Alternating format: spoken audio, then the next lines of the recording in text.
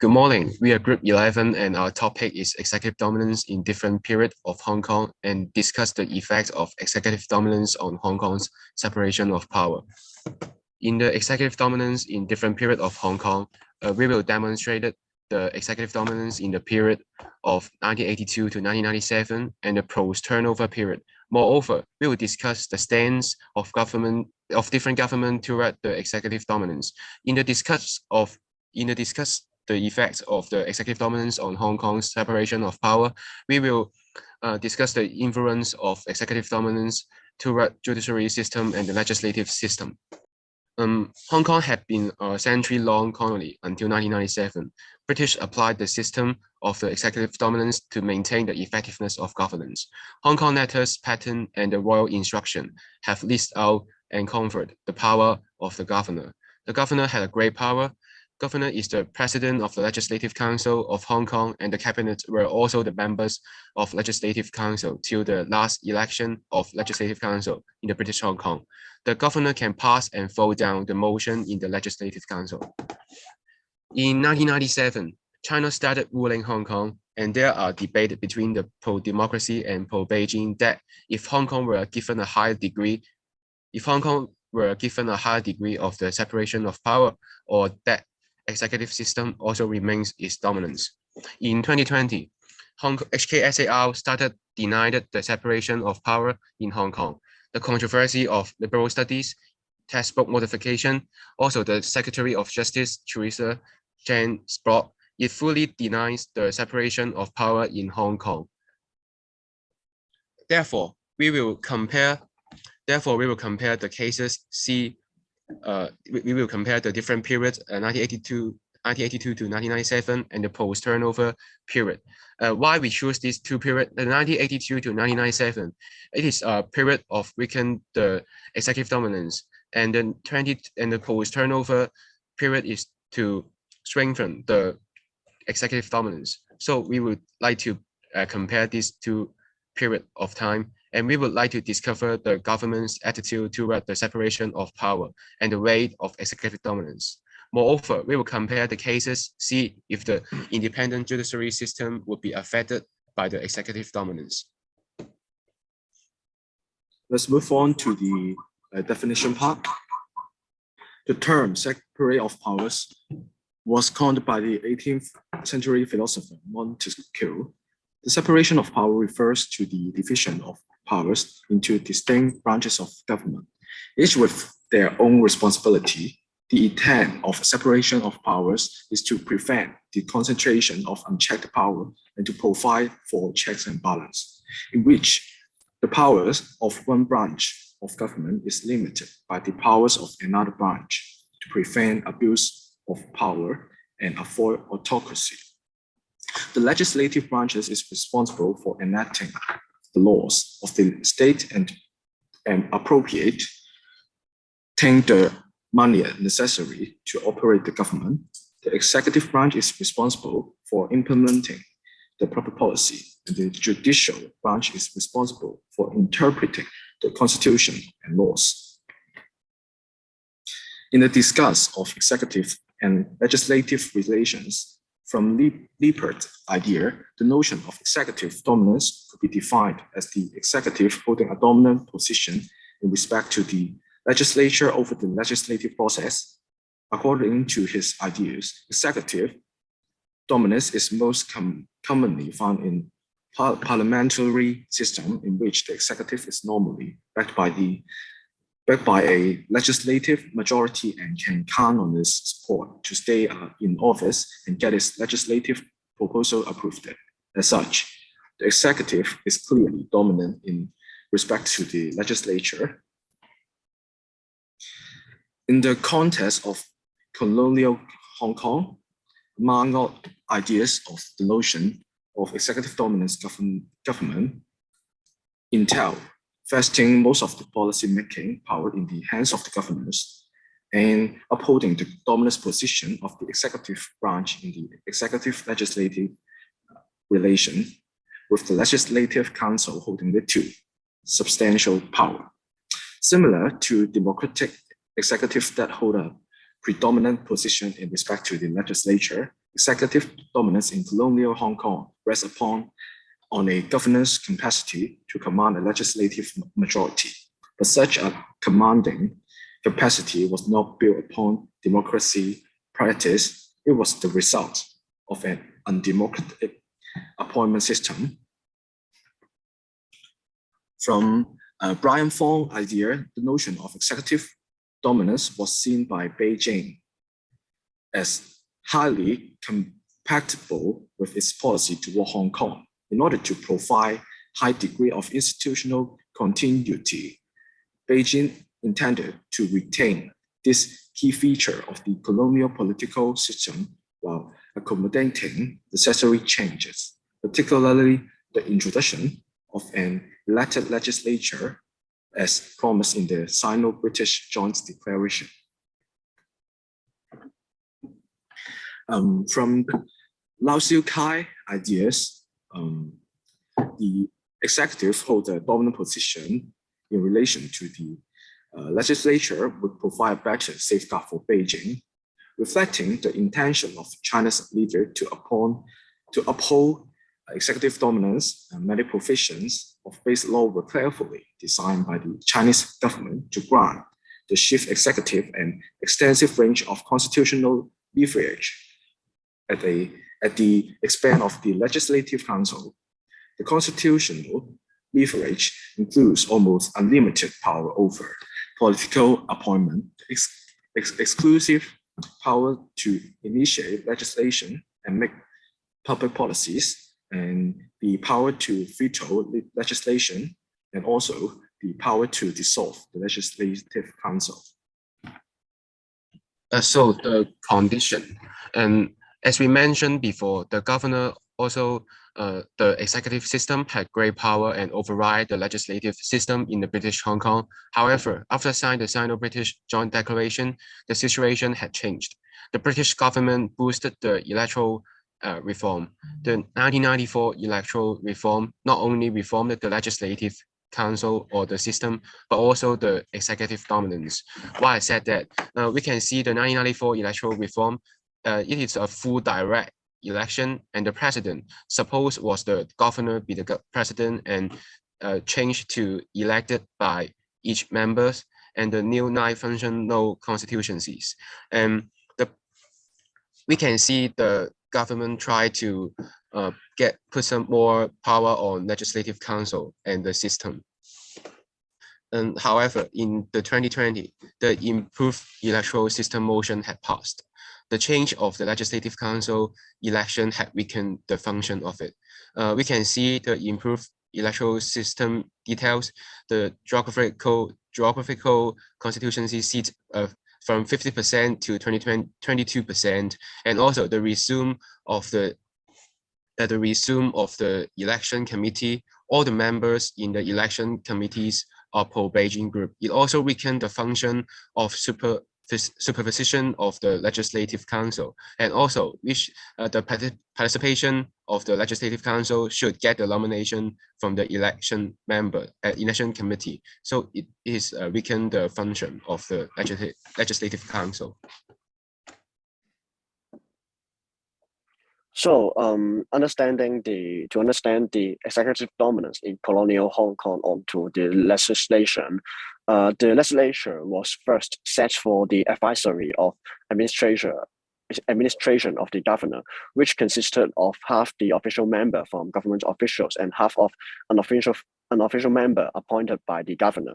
And such appointing system, which appoints civil servants and appoints people which is close and trusted by the governor, would be very highly undemocratic and extremely executive-based and oriented.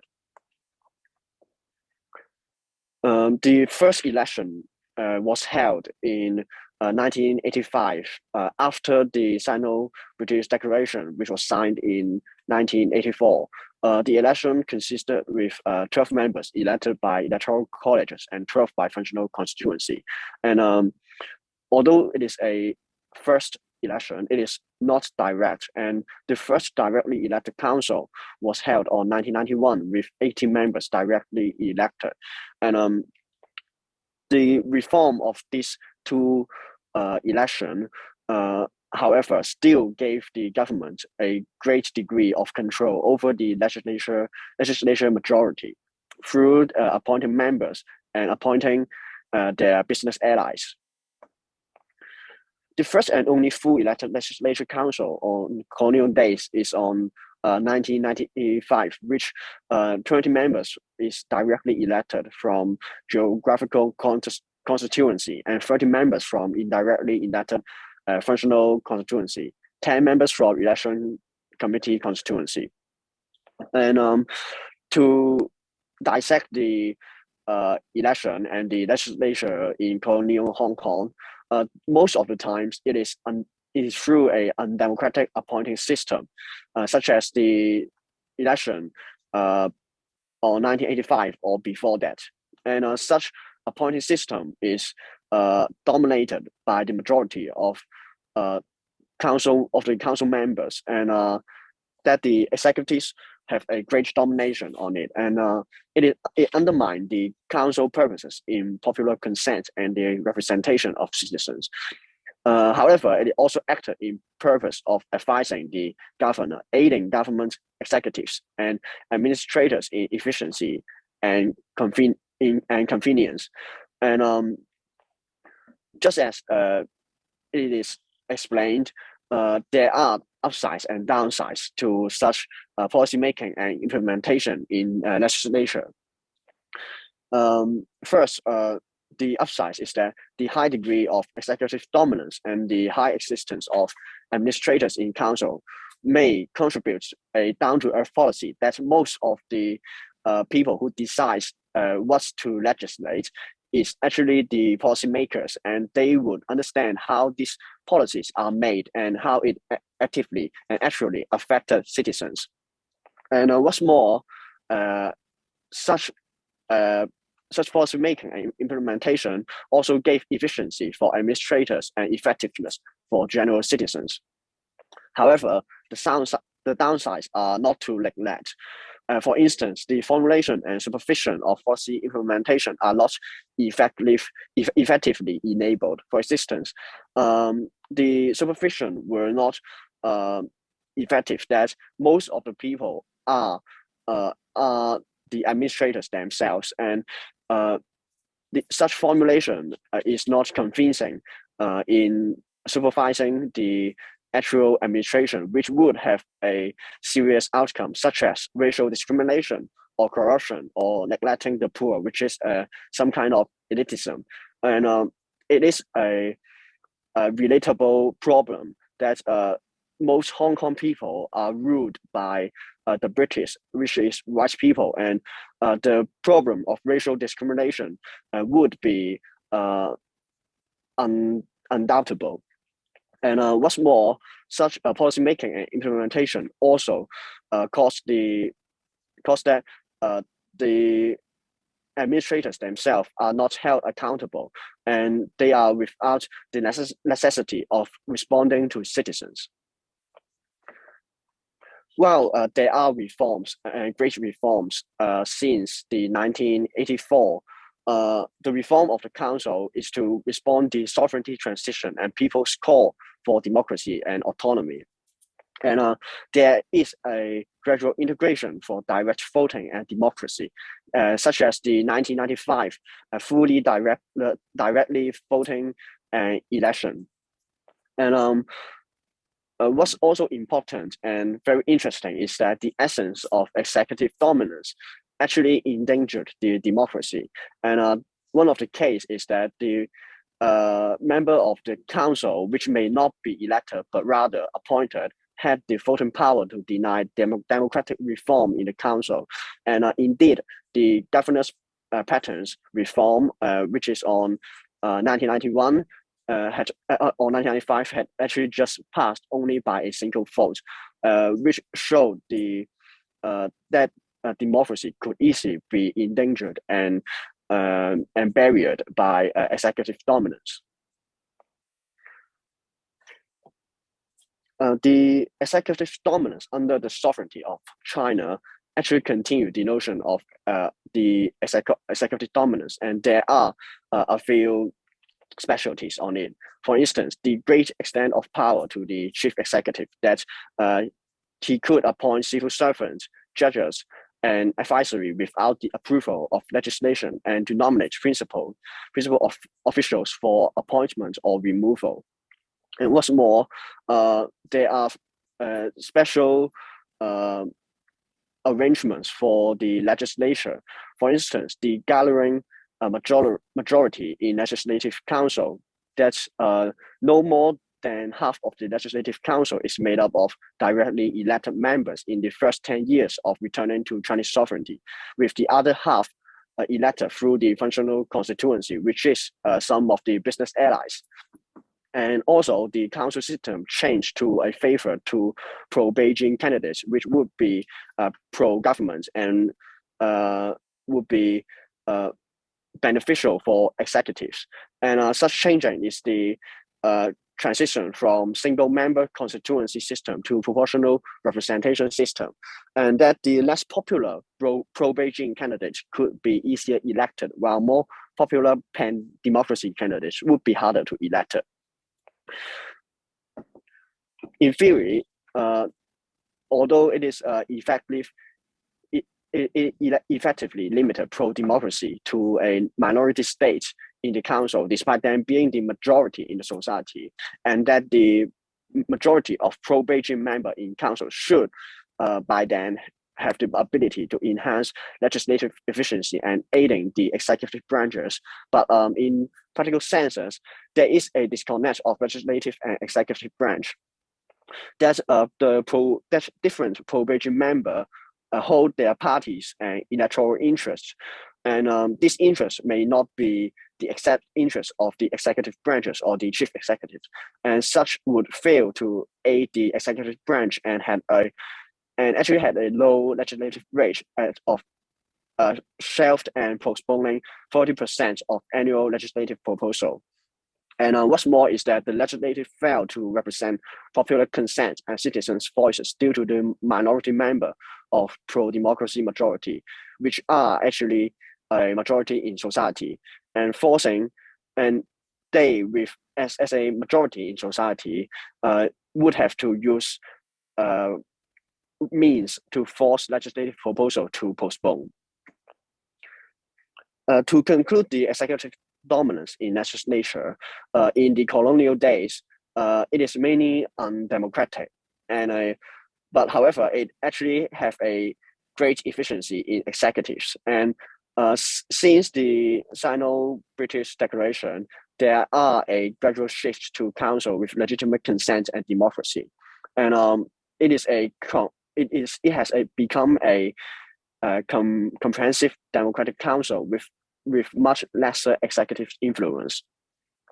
And after the transfer of sovereignty, the systematic dominance in legislature, it has a systematic dominance in legislature for the executive branch. But however, it failed to exercise the dominance in practice. It failed to attain executive efficiency through majority power in legislature, which are the pro-Beijing parties.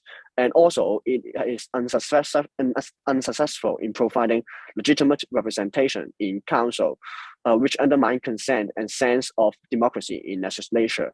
For instance, the majority in society of pro-democracy parties are actually the minority in the legislature, which had undermined the consent and sense of democracy.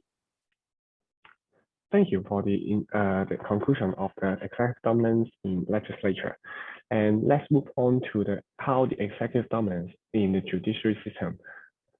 So first of all, let's introduce the research of the in judiciary system.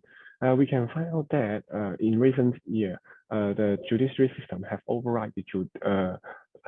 been override by the executive in Hong Kong.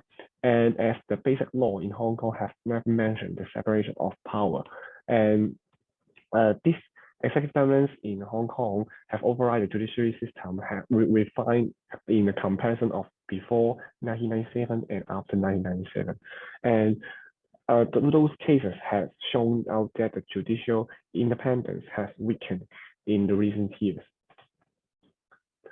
So first of all, let's talk about the unlawful assembly. The definition of the unlawful assembly, according to the basic law, is a three or more people assembled together in a disordered way.